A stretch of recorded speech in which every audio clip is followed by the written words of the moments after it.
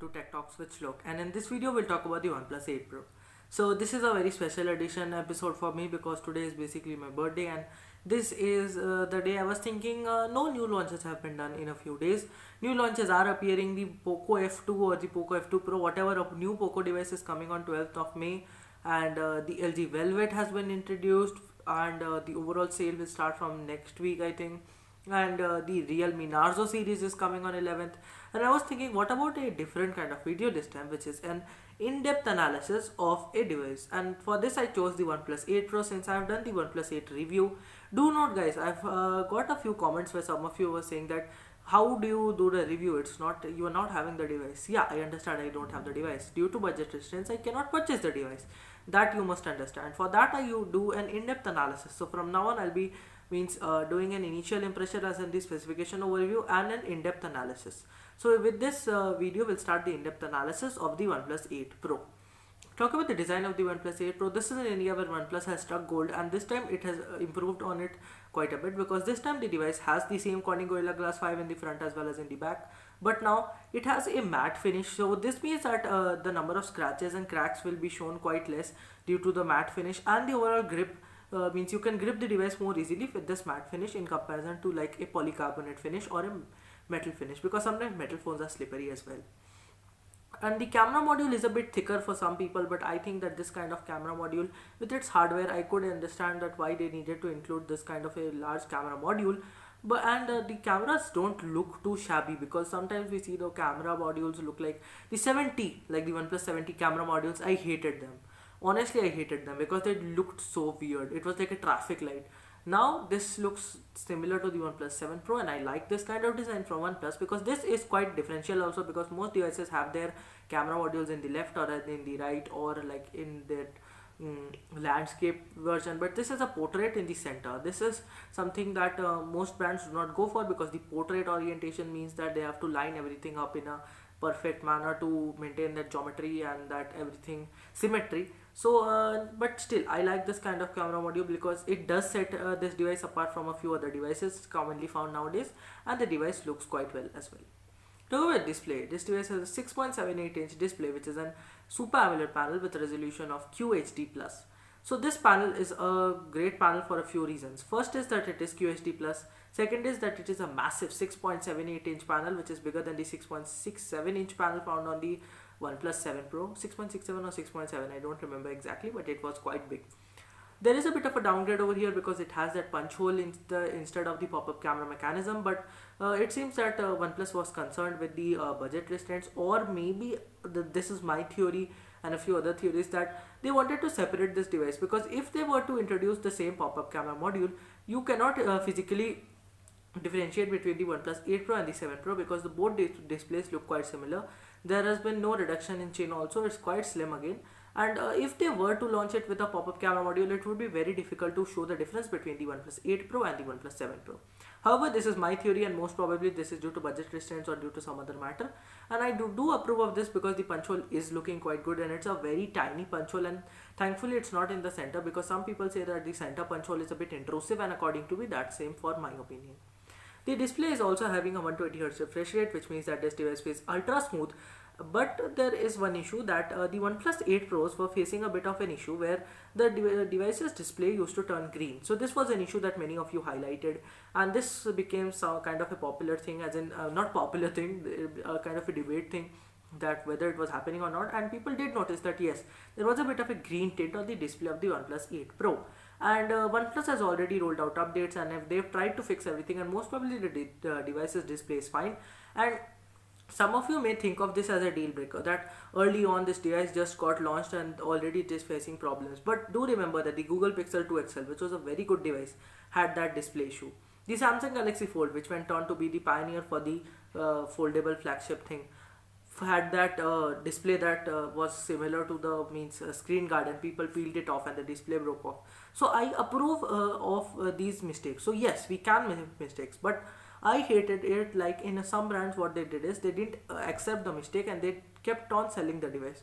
OnePlus did not do that over here. They accepted the mistake, they tried to fix it, and they were successful in fixing it. So over here I would like to applaud OnePlus that they did not stick to the traditional route and try to ignore the whole fact. Instead they worked on it and improved the fact and That resulted in the display being better, and the display is amazing in terms of color and clarity, and that Super AMOLED panels makes it a very good content consumption device with the HDR10 Plus certification and many other features. The good performance, this device has the Snapdragon 865 processor. The Snapdragon 865 is a good processor in all matters because it is obviously the best processor available out there for flagship devices in India as well as other markets.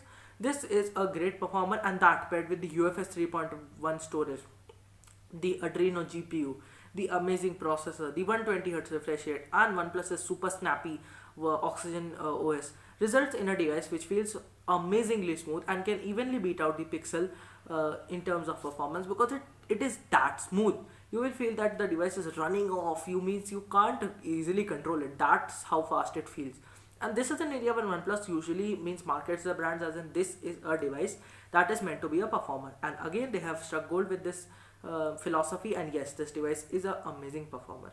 Talk about cameras, this is an area where OnePlus has tried to highlight their major features by trying to improve upon their cameras, which again I would like to applaud OnePlus for, because they have listened to the consumers. They didn't refuse to listen, they didn't ignore, they did what they had to. They heard their consumers, they heard what they wanted, they heard the caveats and the pros of the device.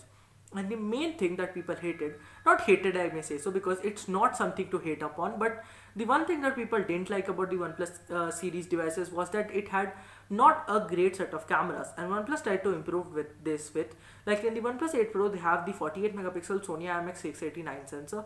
This is a custom built sensor found only on the OnePlus 8 Pro till date, and this sensor is much better than the OnePlus's 7 Pro's Sony IMX586 48 megapixel sensor, even though that was also from Sony. But the overall quality of the cameras have improved quite a bit, and if they were C or D earlier, now they've gone up to a B minus or B. That is how well they've done.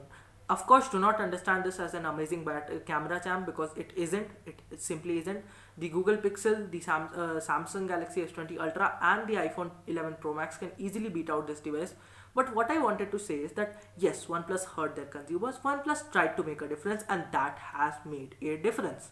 And this is an area where I would like to applaud OnePlus, that they listened to their consumers, they heard what they wanted, they tried to improve it. Yes, they did not succeed entirely, but yes, their adventure was a bit successful, and this has resulted in better camera quality, which was one thing that many OnePlus users yearned for. So that's great.